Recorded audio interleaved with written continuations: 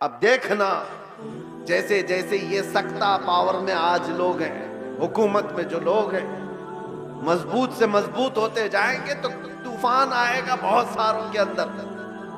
कितने तो इधर से उधर निकलने लग जाएंगे कि भाई जिसकी लाठी उसकी भैंस, हमें भी उनकी बोली बोलनी पड़ेगी, हम भी उनके शाना बशाना रहेंगे तो कुछ हमारे भी काम हो जाएंगे।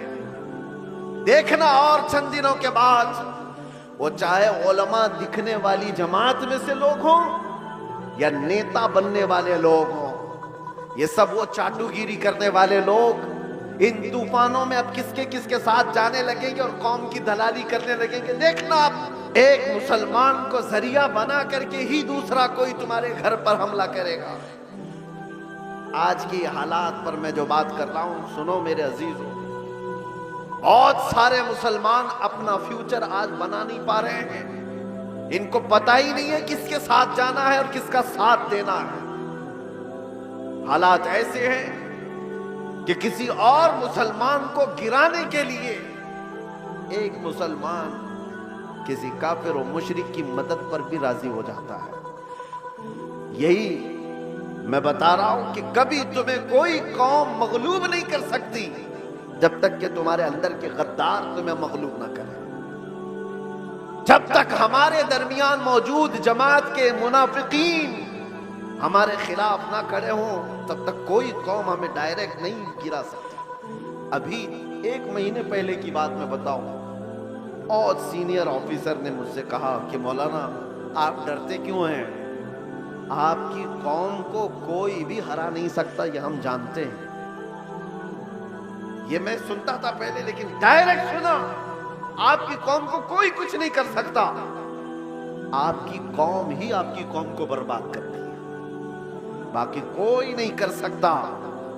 आज भी दूसरों को इस बात का यकीन है कि हमें कोई भी गलबा हासिल करके गिरा नहीं पाता जब तक कि हमारा अंदर का मुनाफिक उसका साथ नहीं देता।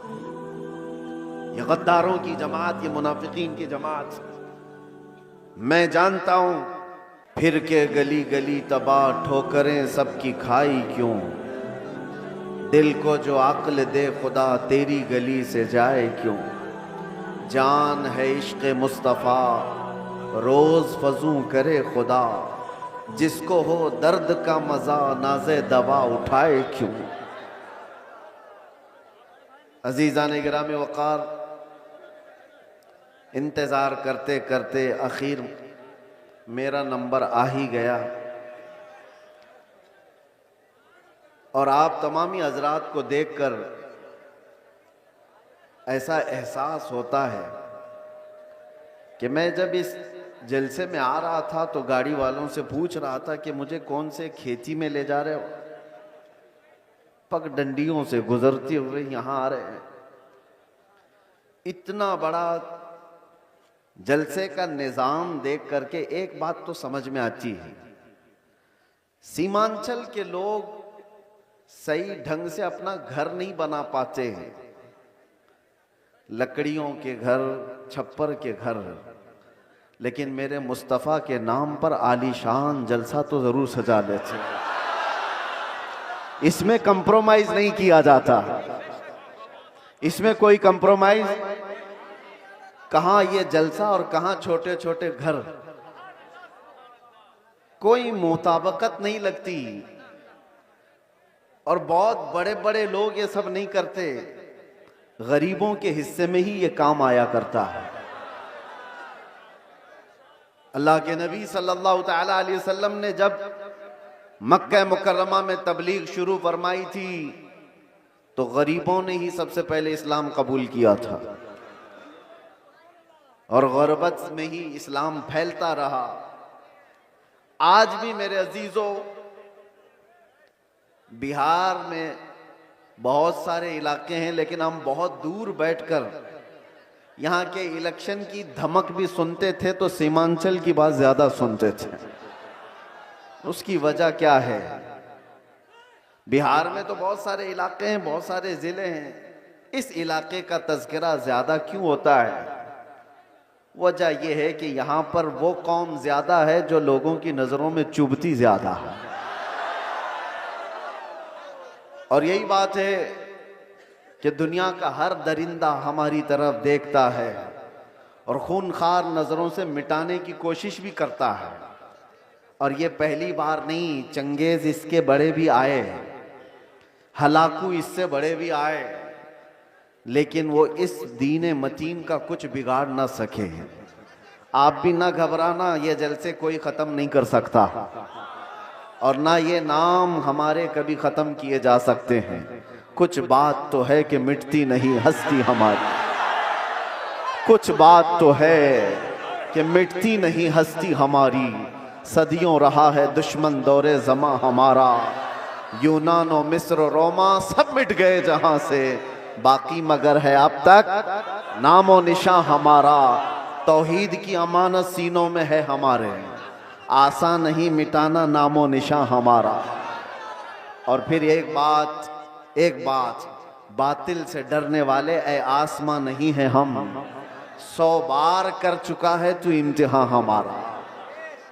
एक बड़ी लज्जत है, बड़ा अजीब एहसास है बिहार के, बंगाल के, झारखंड के जलसों में। मैं बोलता बहुत भी हूँ आप लोगों के इंतजामात और इंसरामात के खिलाफ भी, रात भर सजाते हैं और बहुत सारे इसके जो नेगेटिव पॉइंट है उस पर बोलता भी हूँ। लाखों का खर्चा करते हैं बिहार में, जलसे ज्यादा करते हैं, इस पर बोलता भी हूँ। लेकिन दिल में एक एहसास ये भी होता है, जैसी तैसी है कौम, सर्कस में पैसा बर्बाद करने से मेरे मुस्तफ़ा के नाम पर तो लगाती है। किसी और जगह पर इनको छोड़ दिया जाए तो शायद पता नहीं मुजरे करने वालों को देखेंगे लोग। एंटरटेनमेंट की दुनिया है, यहां नहीं तो कहीं और महफिलें लगा देंगे। इसी बहाने कम अज कम यहाँ शोराए इस्लाम आते हैं, खुतबा इस्लाम आते हैं और ये एक एक लफ्ज पढ़ते जाते हैं, लोगों के दिलों में रस घोलते जाते हैं। जैसे तैसे ये दीन का निज़ाम इन जलसों के जरिए से कायम है। बहरहाल मेरे अजीजों, एक बात आप समझ करके चलना, यहां पर बैठकर तकरीबन 1 घंटा मुझसे पेशतर हजरत मौलाना साहब ने चंदा भी किया बहुत मस्जिद के लिए। बहुत लोग समझते हैं कि मौलाना लोगों का काम ही क्या है, चंदा करना, रसीद लेके घूमते रहते हैं। तुम्हें अंदाजा है दीन का ये सारा निजाम अगर ये मौलवी नहीं होते तो पता नहीं तुम क्या कर रहे होते। ये मदरसे, ये मसाजिद की मीनार, ये सारी चीजें इन लोगों से कायम है। होते होंगे चंद चंदा खोर लोग, मगर आपको पता है एक एक पाई दीन के लिए ऐलान करके जमा करना ये उलमा की शान है। क्या उनके अंदर सेल्फ रिस्पेक्ट नहीं है? क्या मांगना उनकी बचपन की आदत है? नहीं, तुम्हारे दरमियान अगर वो हाथ फैलाते भी हैं तो दीन के नाम पर। मेरे मुस्तफ़ा करीम सल्लल्लाहु ताला अलैहि वसल्लम की शरीयत ताहिरा की बका के लिए मुझे बात याद आती है। मेरे वालिद गिरामी फरमाया करते थे, अल जामियातुल अशरफिया मुबारकपुर आज हिंदुस्तान की एक ऐसी अजीम यूनिवर्सिटी का नाम है जिसके सामने ताजमहल की ऊंचाई भी फीकी पड़ती है।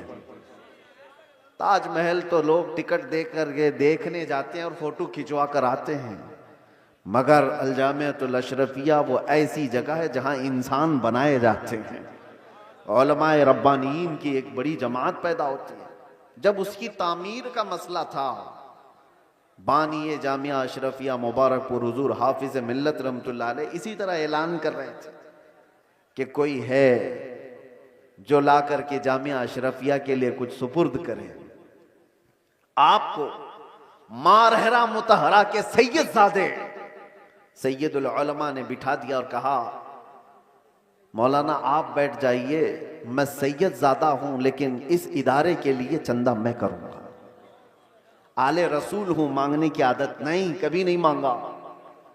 और उसके बाद जब सैयद मियां रहमतुल्लाह ताला अलैह ने ऐलान किया तो जाहिर सी बात है मुझे ये इलाका देख करके वो बात याद आती है। मौलाना तो 11,000 मांग रहे थे। वहां पर छोटा गांव था, छोटी बस्ती थी, जब मांगा जा रहा था चंदा तो एक बूढ़ी औरत एक मुर्गी का अंडा लेकर के आ गई थी। कहा मेरे घर में इसके अलावा कुछ है नहीं, ये चंदे में कबूल कर लीजिए। मुर्गी का अंडा, ये लोगों के जज्बात थे।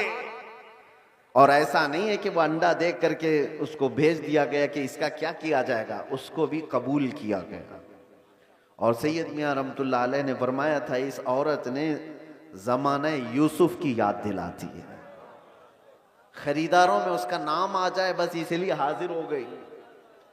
बहरहाल इस निज़ाम पर मैंने थोड़ी सी गुफ्तगू इसलिए की कि उलमा को हकीर मत समझो। या उलमा ज़वील एहतराम अगर दीन के नाम पर तुमसे कुछ तलब कर रहे हैं तो सारे लोगों को एक कैटेगरी में मत शुमार करो।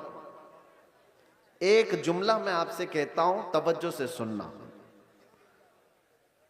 हर दाढ़ी वाला चोर नहीं होता, लेकिन चोर दाढ़ी रख लेता है। चोर अपनी चोरी छुपाने के लिए दाढ़ी रख लेता है। हाँ, इस फार्मूले को समझ करके चलें और इसको हर जगह फिट ना करें। दाढ़ी वाले को देख करके हिकारत से देखना मेरे अजीजों, हरगिज नहीं। कुछ चोर अगर इस तरह के लिबास पहन लें तो ऐसा थोड़ी ना होता है कि हम ये भी तो नहीं कह सकते कि हर चाय वाला चोर है। नहीं कह सकते, नहीं कह सकते। सबको एक कैटेगरी में कैसे शामिल कर दें? ये एक जुमला आप याद रखें, मैं किसी का नाम नहीं ले रहा हूं। और दूसरी बात, उलमाए ज़वील एहतराम के लिए खास तौर पर मैंने आयत करीमा की तिलावत की है खुतबे में, खुतबे के बाद। यंसुरकुमुल्लाहु फला गालिब लकुम, अगर अल्लाह तुम्हारी मदद करे तो कोई ताकत तुम पर गालिब नहीं आ सकती, कोई तुम पर गलबा नहीं हासिल कर सकता। ये एक जुमला कुरान पाक का इतना पावरफुल है, इतना पावरफुल है कि अल्लाह तुम्हारी मदद करे तो कोई गालिब नहीं आएगा। और अगर कोई गालिब आया हुआ है हमारे ऊपर तो इसका मतलब है कि तुम महरूम हो या हम महरूम हैं उस अजीम मदद से जिसका वादा कुरान में अल्लाह ताला ने फरमाया, वो हमारे अमाल की बुनियाद पर।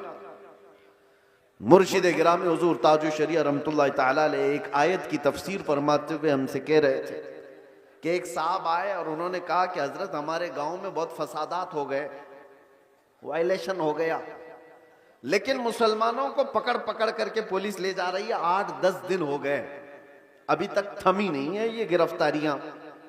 और वो बयान करते करते उन्होंने ये कहा कि ये सारी पकड़ धकड़ जो चल रही है इसकी सारी मुखबिरी मुसलमान ही करते हैं। कौन कहां किस घर में छुपा है और क्या क्या कर रहा था सब मुसलमान ही बताते हैं और आकर के इनको अरेस्ट किया जाता है। तब हजरत ने एक आयत पढ़ करके हमें बताया था, कुरान में अल्लाह फरमाता है वलन यजअलल्लाहु लिलकाफिरीना अलल मुमिनीना सबीला।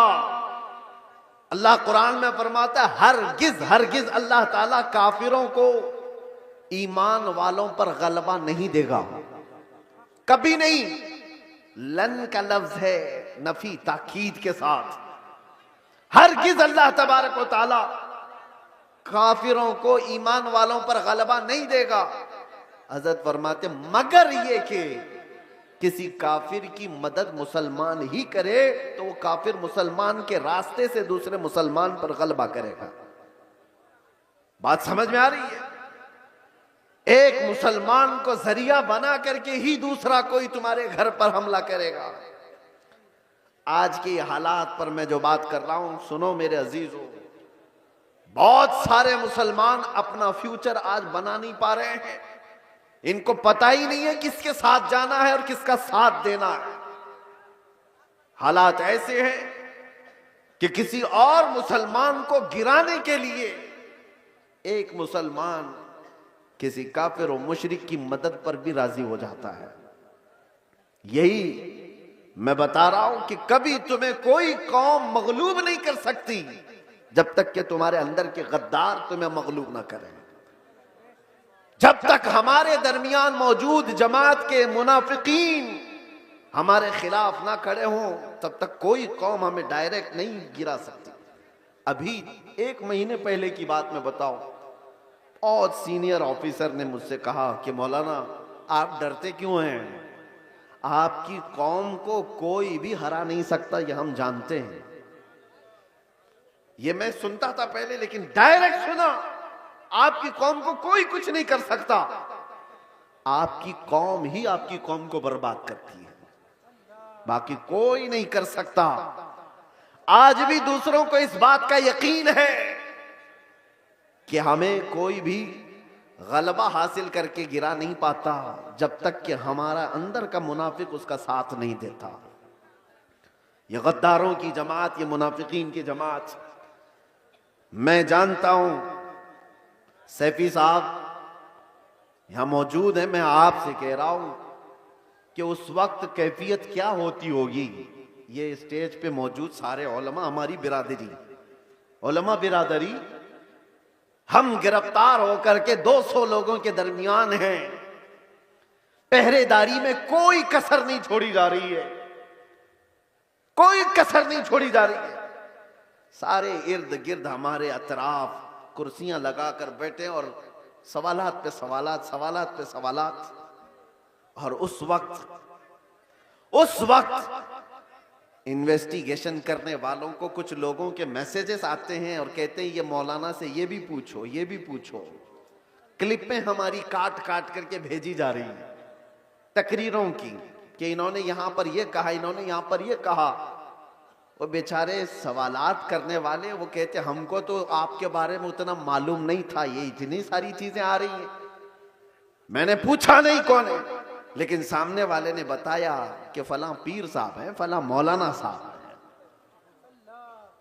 मैं जानता हूं मेरे अजीजों, मैंने इससे कबल बड़े जज्बात में कहा था, वो भी जानते होंगे जिन्होंने ये सब काम किए हैं हमारे दिल पर क्या गुजर रही थी उस वक्त। हमने सब अल्लाह उसके रसूल पर छोड़ दिया। लेकिन एक बात याद रखना, गद्दारों की जमात से कहता हूं, कल क़यामत होनी है और बारगाह मुस्तफा में हमें भी खड़ा होना है और तुम्हें भी खड़ा होना है। देखा जाएगा कि तुम किसके साथ खड़े होते और हम किसके साथ खड़े होते। देखा जाएगा तुमने किसी एक आलिम को सिर्फ और सिर्फ नामूसे रिसालत की बुनियाद पर सजा को तवील करने के लिए, साथ देने के लिए जासूसियों का माहौल बनाया था। कयामत तो होनी है, मौत तो आनी है, कब्र में भी जाना है। ये मत समझ लेना कि सब कुछ यहां पर है। चंद पैसों के लिए जो लोग अपना दीन बेचते थे, कुरान ने उनकी वईद में क्या क्या बयान फरमाया। ये वो लोग हैं जो यहूदी उलमा थे, यही तो किया करते थे। मालदारों को खुश रखने के लिए वो दीन का निजाम बदल दिया करते थे।